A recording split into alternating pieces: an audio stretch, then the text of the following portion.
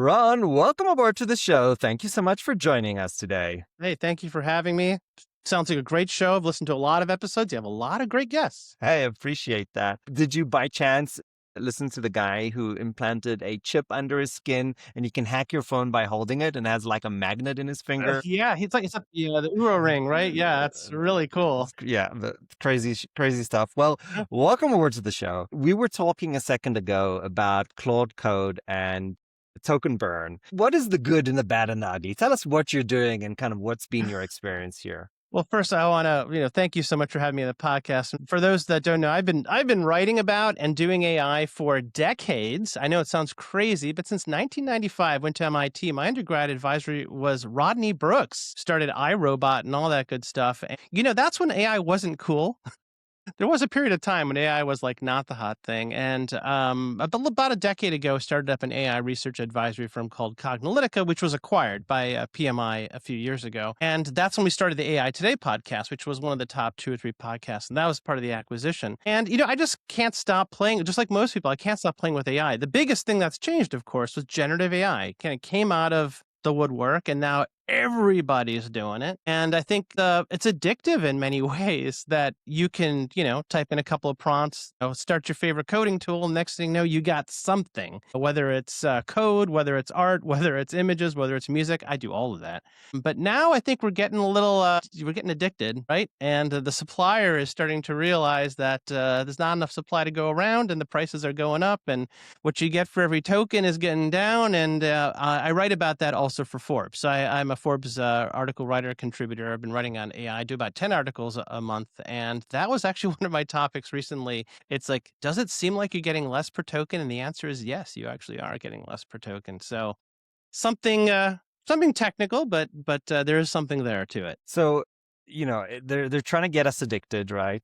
The old joke about how software uses drug dealer terminology to users, and That's um, true. that's been around for a while. Right. But let's start at the beginning. We're still seeing engineers and CTOs saying, "Hey, Claude Code and such, it just doesn't work. You can't use it. It's unreliable." We see these memes on LinkedIn where, with this train not going on the track but going inside and all that crap. What do you say to the people that are not on the bandwagon yet? What are the actual issues with, quote unquote vibe coding, and how do you get around them? What is the way that you can actually make it work? There's a lot of funny memes. There's a really funny video about how this guy decided to go back to Quora and to Stack Overflow to say, look, I'm not going to use this AI vibe coding stuff. I'm going to go to Stack Overflow and I'm going to ask my questions there to real people and get real answers. And of course, what happens is it's crickets. And then all of a sudden it's the AI bots are answering in Stack Overflow. So it's like, you're not going to win on this. So I think we've sort of crossed the chasm, as it were. And we're not putting the toothpaste back in the tube. I'm like using every metaphor here. Like, it's just, at this point, AI is a tool that people are using. It's not a perfect tool. We shouldn't treat it like a perfect tool. It's not magic. It's a predictive tool. It's been trained on a lot of stuff and it can help us, but it's not the kind of thing you can just close your eyes and hit a button and things will work. But it is accelerating. The reason why Cloud is getting so much usage, and of course, Codex and all the other tools, and actually now a lot of the Olama tools, is because they provide real value and real benefit.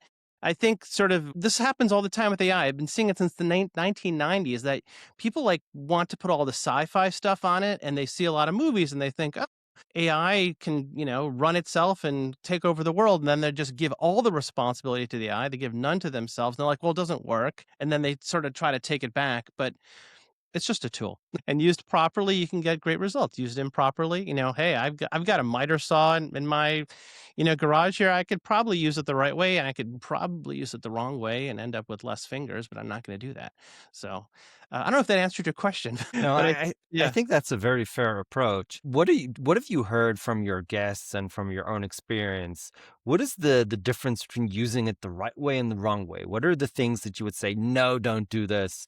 And here's some good practices for people getting started with, any kind of vibe coding platform. Well, the best thing I've heard, and I think I'm trying to remember who told. I think it might have been like the CTO of Home Depot, of all places, actually said this, that AI is the great averager because Mm. it's been trained on all of this data. And so if you use the model in a way that it's been trained, it'll give you basically on average what is the general what if you could ask the internet a question and get an answer back from the internet, that's basically what you're getting from an LLM. If there are things that you can't do that are at least average, an AI system will at least get you up to average, maybe a little bit better, because it's going to give you the best of the average, right? It won't make you a rock star, it won't make you a superstar, and AI won't perform. Right now, you can generate art, but we can all tell. It's like we've all, I call it like it's like the Subway sandwich effect. It's like you could have any sandwich you want from Subway, but it'll taste like a Subway sandwich. I don't know what it is about their sandwiches,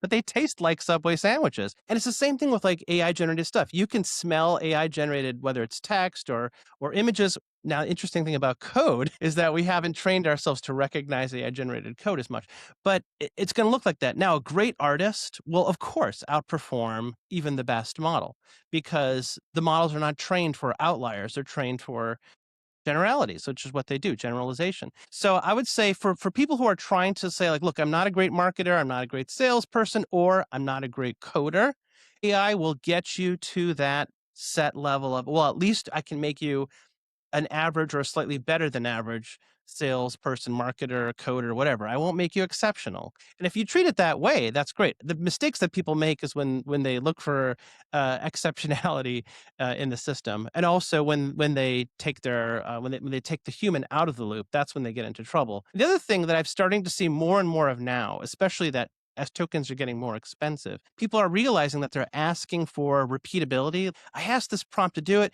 It did a great job the first time, the second time, then the third time, it's went way off the rails. Like, what the hell happened? You end up screaming at the AI system. Didn't I tell you 10 times, blah, blah, blah. And that's because, as you know, AI systems, they're not deterministic. They don't do the same thing every single time. They're probabilistic. That's how probabilities work. It's like you play the roulette table. At some point, it's not going to land on red or black. It's going to land on green. And you're like, what the hell just happened? Well, it's a probability. So if you want, you need to treat AI systems as probabilistic systems, and you need to find deterministic systems, programs, rules, scripts that will do the same thing time after time.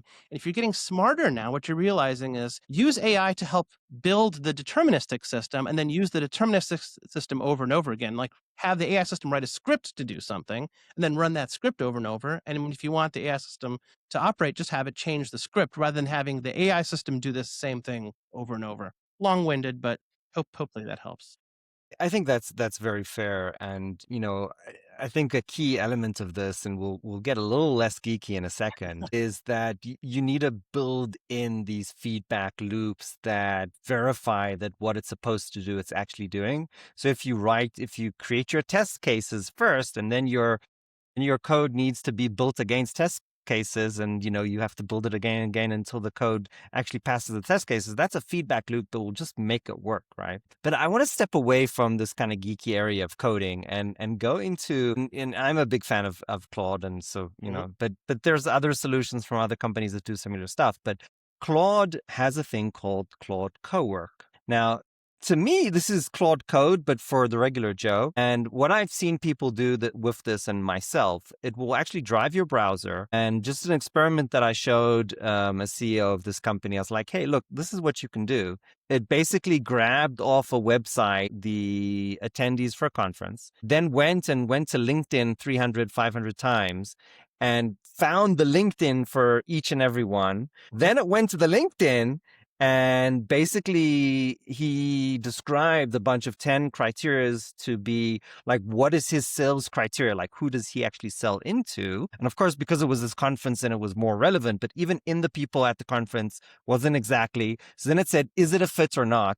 And then it had Claude reach out to them automatically, all through automating his browser. So now it's just working in parallel to him and doing all the stuff. It lit his imagination on fire, because like that was the work of a couple of people, right? Right. Right there. So he has a guy doing some of this, another doing some of this, but now he's like, hey, all this pre-work, now the guy could just pick up the phone and talk to the person, as opposed to doing all this work on the internet. On the one hand, I mean, I can hear and imagine business owners all over the world going, "Holy shit!" Yeah. But on the other hand, and you can talk to this too, I imagine massive, massive, massive, massive demand going down. Because if one person is 10 times productive, does that mean we need 10 times less people in the workforce? Or is there going to be some other magic coming around where we're suddenly going to be 10 Mm. times more innovative? What does the future look like? How are you expecting this to explode? Only the easy questions you're asking. You're welcome. Let's hear it. Well, there's so much wrapped into that. Well, first of all, on the whole co-work. For a while, there was this movement. A lot of people may not be familiar with this, but there was this movement called robotic process automation, which was this idea. It had nothing, really actually nothing to do with AI. It was the idea of you can automate your machine to do these repetitive tasks. And it was really for people like call center workers and data entry people that they had to open one tab and another tab and copy something from like an email or a spreadsheet and paste it. And basically the people were acting robotically. Like it's like a person was not even using their head. They're just like cut, paste. And they were making mistakes and it was slow and blah, blah, blah. And these tools came out like in the mid part of the last decade, in 2010s, 2015, 17, where they would just record your activity. You'd Macros. record, yeah, Yep. basically fancy macros. And then they said, "Ooh, this is robotic." I think they used the Yeah. wrong term because then people thought it was AI, but it wasn't AI. And then they added some AI and made it smarter. But basically, it was this. It's like co-work before co-work, and didn't even use tokens, and it was all that sort of stuff. But the same argument was like, "Hey, we don't need to pay all these people to do data entry. We have all these people offshored."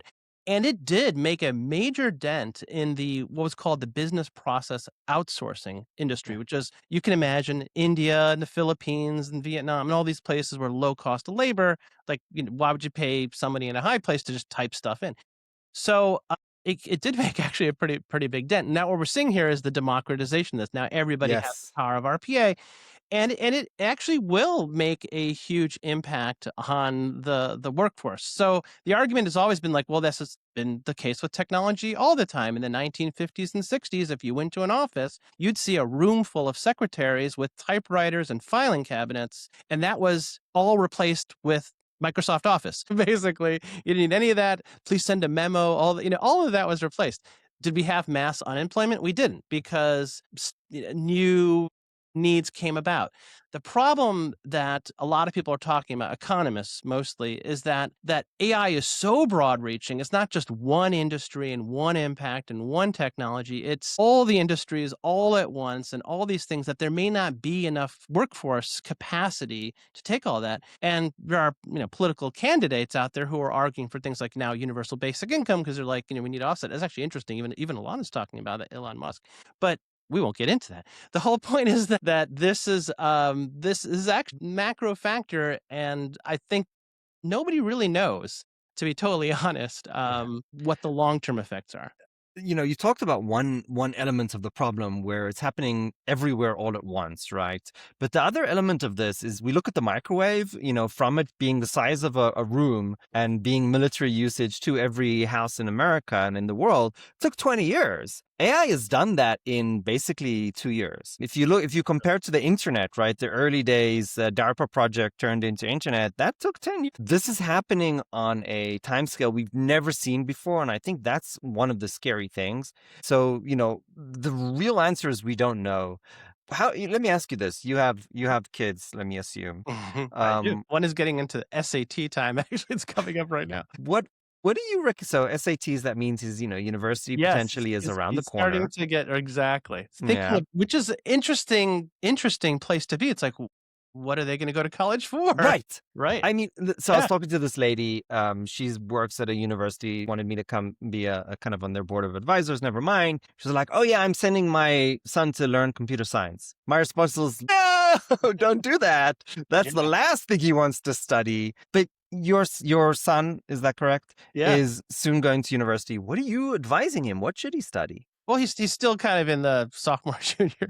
Yeah, so he's still got a couple years to go. But interestingly enough, he's very interested in computers and computer science and computer engineering. However, I think he has a very, well, in part because I'm telling him about all the stuff that's happening, is very healthy perspective, which is that there was like this big movement that everybody should be a coder. And like, maybe 10 years ago or whatever, it's like everybody needs to be a coder. And of course, now that's like not great advice. But the thing is, it's like, we're like, well, what are we trying, like, what are we trying to do with technology in general? I think he's thinking much more holistically. It's like, well, the basics of computing to, you know, quantum to all these other movements. I think honestly, though, my biggest concern is I don't really know what the workforce itself is going to be like.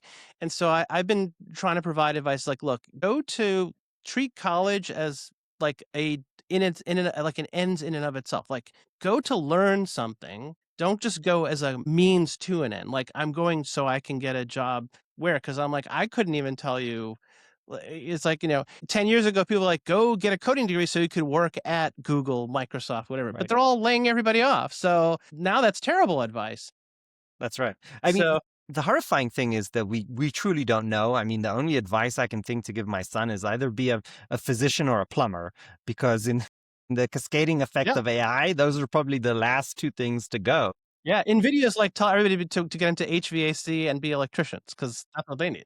I mean, at a certain level, we say there's some truth to every joke, and I think that's definitely true over here. So I think there's something to be said, wouldn't you agree, about not knowing where the future is going? And I think we've kind of agreed to that premise. What do you do? How do you carry yourself in the Mm. interim? Is it about working hard? Is it about studying? Is it about relationships? Is it about networks? How do we basically tell our children to prepare for a future which is completely unclear? Yeah, and what do we tell ourselves too, right? It's like Well, telling the kids, it's like I was like, well, let's tell ourselves this. Well, you said a couple of really good things in there. Building relationships and building networks will never do you wrong. It's like, we are still a world of people and people still talk and work with people. As much as machines are doing things, it's still a world full of people. And it's the people who decide what things are important and what things are not important, what we should yeah. focus on, what we should not focus on. So yeah, I mean, absolutely. So like, when telling my son, it's like, do more activities, meet more people, spend your summers doing things like internships that you're interested in. It doesn't matter what the career, just like go and meet, discover new things. I wish when we were in school, it was actually a huge opportunity. It was like this chance that we had to spend our time learning things without any real pressure, to be totally honest. It was a great amount of freedom in that. And then of course we, get older, we graduate, we get a job, we get married, we have kids and all sort of stuff. And now we feel like we don't have that luxury to spend that time. But I'm thinking maybe that's what AI can give us, is just the luxury of being able to focus on the more important things that are out there. I don't really know. I can't tell you what the world will be at the end of it, but I think that's a great idea to be spending our But I time. love I love your philosophy. You're saying like we don't know anyway, so just do something, enjoy it, and do it just really well. Just lean in and be awesome in your field, and you'll figure it out one way or another. Yeah, There is something really relaxing in that. I appreciate it. And just to circle back to your comments around interconnections and human connections. If you kind of look at that paradigm shift where AI is doing all the kind of busy work on, finding these and connecting you, at the end of the day, what that's really putting you in a position is you're spending more time connecting with people on meetings as opposed to, looking for their contacts or whatever. So at the end of the day, it feels like those human skills are going to be more and more important in this new world. So absolutely. I think that's a very fair comment. Absolutely. Let me ask you this. You have a wonderful podcast, so I want you to tell us a little about it. What is it? What is it called? How do people find it? And since I have a podcast too, you're on it right now. I don't mind when people ask me what my favorite episode was. So I'm gonna ask you that same question. What was one of your favorite episodes Well, of your podcast? of your Oh, podcast? my Not not podcast. that, not that, not that. Oh my god, I haven't listened to all of them. Oh my god, so many are great. So let me talk about the exponential scale. So this is actually my second podcast That's right. series that I've done. The first one, as I mentioned, was this AI Today podcast. Started in 2017 when it was still data scientists, to be totally honest. We're like doing the AI and machine learning engineers. Started really wonky. Then all of a sudden it became, oh, AI is everywhere. That was acquired with the company acquisition. And it's actually still running. AI Today is like, I think on 600 episodes at this point. When we sold it, it was like 500 episodes. It was a Nice. lot. I feel your energy. By the way, side note, podcaster to podcaster, because I love podcasts. I love podcasters, which is why why I couldn't say no to Ari. Of course, I had to say yes to this podcast. That when we started, it was just audio. And the Mhm. funny thing is, like, now podcast is audio and video. So when I started the second podcast, which is called Exponential Scale, that's what I'm working on right now. I'm like, now I got to do audio video editing, which is a lot more time intensive. Now I got to use more AI for that. That's a whole other story.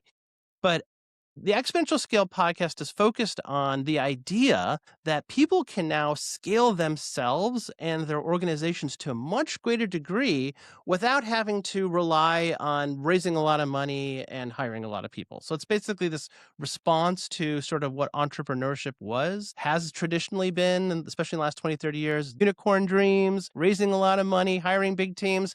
I think that's starting to fray at the edges now. And so what I do is I look for, this is actually a challenge. I'm looking for those small teams that have scaled really big. It's easy to find big teams who have scaled big. It's easy to find small teams who are not scaling, but the small teams have scaled a lot. All of them are like my children. I love every single one of them. The one that sort of like has been the most interesting to me so far, I've only had 30 episodes in the latest podcast, 500 in the previous one, but 30 something in this one, is a company called Dato CMS. They're an Italian company who has this what's called a headless CMS, which is you can basically use a client, CLI or API, and you can create websites and all that sort of stuff.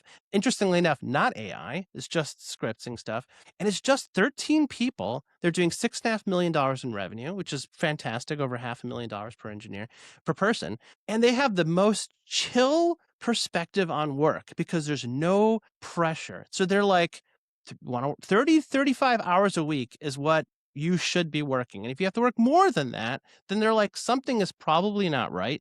We don't want to work more than 30 to 35 hours a week. Why should we ask anybody else to work 30 to more than 30 to 35 hours? Because they're so small, they have a personal relationship with all of their customers, which is Mhm. great. And so, you can just email them, they're there. They don't have like layers of management. So, and then they talk. So, one of the interesting things we talked about is like, well, how do you give your employees incentives? Because that's usually Mm. one of the responses is like, well, if you're not venture backed, you're not going to become a unicorn. How can you retain people? They're like, we have this profit sharing plan, which was developed by a company called Balsamic, and they put that out there. And we also have this other plan, this interesting way of doing monthly planning. And they're like, there actually is this growing body of work that's out there. That's this other, it's like a different way of thinking. So this is, I might have mentioned prior to recording that I am working on another book. I'm like, well, let me collect all these things together. It's like not raising money, at least this way. It's raising money maybe a different way. It's growing through profits, of course, and bootstrapping, but it's growing through that sustainably. And it's a different way of hiring. It's a different way of giving incentives. So stay tuned for that later in the year. There's something, I mean, something's going to fundamentally break. I mean, if we kind of look at the economics, then, one person can do the work of 10. And I'm seeing that firsthand. I Yeah. am one of those small companies that's scaling. Ooh. And, on the other hand, we're seeing the sales and marketing on the sales and marketing side. We just talked about the fact that with Claude Coworker and whatever come next, you Yeah. can do the work of 10 people. So this seems to be the future. Let me ask you this. For the aspiring entrepreneur who knows nothing about these things and is like, oh, really? I can be, I can build a $1 million business with just a handful of people or less. How do you get started at that? What's the best way to kind of think about this, get started beyond listening to your podcast? Where should people go? How should they think about it? And is there, maybe more importantly, do I need to be like a hardcore engineer to be able to do this? Or like, is there certain skill set that I need? Or is this truly the democratization dream we've been waiting for? That's a great tee up. Thank you for asking. Hey, there's a story arc here. Yeah, There's a yeah, story yeah. arc. So, there aren't many communities of people who are in this sort of mode of thinking. So one of the things I built about 6 months ago is a community called Scalabrate, which is a membership community of people who are building businesses like this. The interesting thing is that most of the new builders are non-technicals Yeah. because, as you know, what it takes to build a business is not really technical know-how. It's know-how of the problem you're trying to solve, the domain. So somebody be like, well, I know this problem really well. I might not be a coder. But the funny thing is like, I see a lot of coders who build companies, but they don't know anything about sales. They don't know anything about marketing or finance. So the thing is that you have your area of expertise. That's what's usually called T-shaped skills. So you have an area that you're really deep on. But if you don't have any breadth, you're super narrow. You don't know whatever. So you have to build a little bit of knowledge in a bunch of places and a really deep knowledge.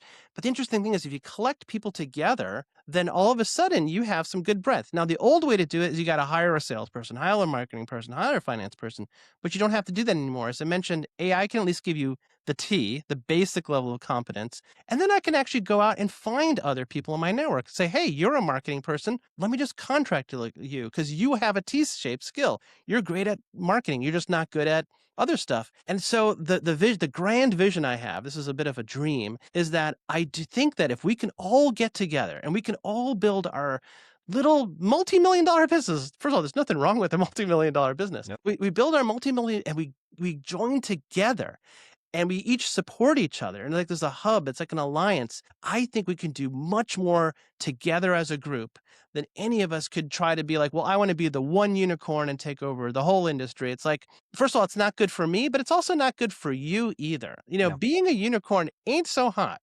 So, that's my vision. It's also very international because these sorts of companies, as I mentioned, there's companies in Italy, there's companies in Africa and in Europe, just everywhere, Asia, South America. And it's like we can build this, you know, we could do more together as a whole than we can individually. So that's the big dream. And maybe economically it'll have much bigger impact. I think, as you know, the economy has really gutted the middle class.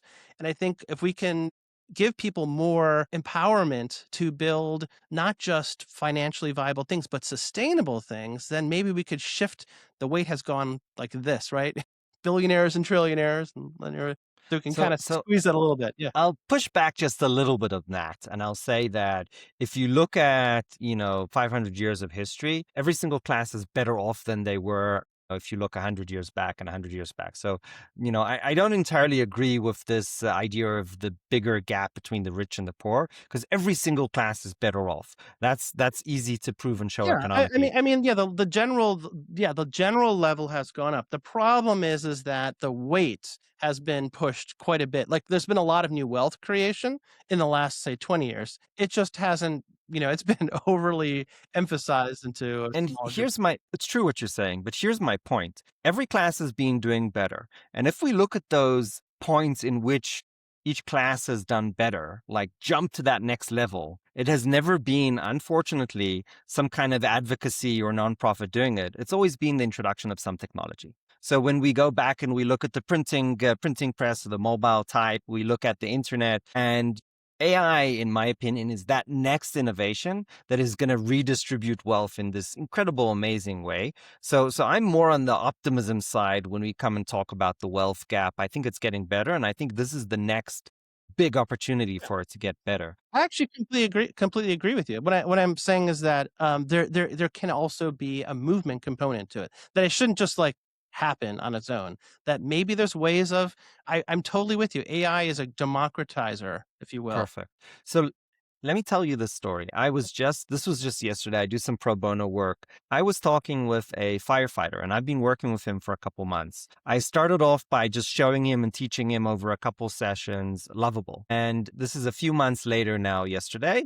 He basically built a product to help firefighters like manage their PTSD, their stress, their insurance, getting help, etc. And now I basically gave him a 1 hour session on, hey, this is how you build a business plan, and I sent him to the TechStars toolkit. I don't know if you've ever come across that. Think about this: firefighter, plumber, now with AI is building a business. Absolutely. That is incredible. I mean, this is the dream Fantastic. that you're talking about, and this is Fantastic. the potential future. My question, and here's my fear. My fear is if we don't get on board with this sooner than later, we're going to have a horrific, downside with massive unemployment. So my question to you is this: how do we propagate this education of AI, building businesses, creating this positive future that you're talking about sooner than later? Yeah, I think a lot of it is ironically doing more of what you did, which is that people need to. It's like talking only gets you so far. It's learning. It's kind of the doing and the sharing and the knowledge. I love this idea of hackathons and show and tells. Before I did Cognilytica, I ran this big demo event series called Tech Breakfast. I'm actually wearing it right there. Tech Breakfast, which was just a morning demo event. exactly what it sounds like and did it all over the country, and it was just show and tell. And there's like this power to show and tell. Even if not I'm not showing you something that's specifically for you, like all of a sudden like the light bulb goes like, well, wait a second. I know you're showing that for the dentist business, but hey, I can actually do that for me. And a lot of it comes down to like it's just those light bulb moments. Now, does that mean we need new forms of workforce education? That should come from some, organizational, could be governmental, could be non-governmental, could be univer I think so. When I think about the universities, they're actually struggling quite a bit right now. We're Yeah. going back to the conversation, struggling for many reasons. Some of it's self-inflicted because what we're happening here in the US, a whole other story, what we're doing with international students. But also a lot of them are struggling because of the cost of education has got so high and the job force is not there. Actually, a lot of schools are shutting down, has been the story. Well, what if universities could tap their resources for those who are already in the workforce, and we could somehow. There's been a lot of talk of reskilling and upskilling and all sorts of things, but it's to your point, which is that a lot of it comes just to lack of opportunity, lack of knowledge, lack of experience, lack of guidance. And if they can be self-empowered to create things, let's go and bringing it back to the Scalable vision here, and we can all band together, then yes, we can not just the whole, the tide raises all the boats, which is to your point, like tide raises all the boats, but it's that people can feel that they have control, agency over their future, and they can build something that will last, and that they won't be like, at the whims of some employer, or, that's really the big issue is that you can't really count on employment anymore. But Yes. there's a power to self-employment. Yeah, I think that's brilliant, and you touched upon a really important issue here. If we kind of look at, government as an operating system and it's got these different modules, I think each and every one of them almost needs to be reinvented to a certain degree, right? Department of Education, how are we doing education not just at the university level, but what should we be teaching our youngsters? That needs to be rethought, and the speed at which AI is kind of changing everything means we really need to get on our game or we're going to find ourselves losing to China and Yeah, such. So there's something that needs to change there for sure. Let me ask you this. If you could be God or king for the day, what would be the one or two yeah. laws that you would change in order to create a positive effect? Quite a supposition there. If I could be well, if I could have influence on the laws, let me put it this way. I think the biggest thing that I would really think carefully about is really thinking about how we incentivize people to. It's that the whole relationship between the employer and the employee, and I think we need to really think about it's not really a law thing, but it's really we need to think about how resources are applied, because right now everything is so focused on the employer. Like we give tax incentives to companies to open up offices in places in hopes that it will do something for the economy. But could we just not use that money more directly? It's like, well, wait a second. Instead of giving it to the employer and the theory that they might hire people, and then at some point that may end up economically, I could go more direct to the people who are going to get more direct benefit. I think it's scary for a lot of people because we don't have a lot of experience with that sort of direct economic environment here. But I think there's a lot to be said about investing in people and investing in communities, and not being so focused on the employers. Yeah. I Well, in fairness, in the, the 50s, the 60s, the 70s, the mom and pops were the thing. They were the majority almost of the US yeah, economy. So, I mean, I would love to see your vision, bring back the mom and pops absolutely. and these single small family businesses or other. I think that is potentially one way that we kind of save the economy from this massive crash, maybe even before it actually happens. So I think Yeah, that's wonderful, and rethinking the laws and the incentives to support the resurgence of these mom and pops as opposed to these multinational trillion-dollar businesses. I think that's a wonderful yeah. outcome. Believe it or not, we're out of time. We have only Uh, one question that we always ask every single guest, and that is this. If you had to think about the hardest time or biggest challenge that you've had in your life, whether it's 2 years ago or 20 years ago, What advice would you give yourself? So first of all, fantastic. And yeah, we could be talking for another hour. You're only asking as I said, you're only asking the easy questions. No, but the advice I would give myself is this idea that the best way to succeed is just to keep going. Just don't stop, don't give up.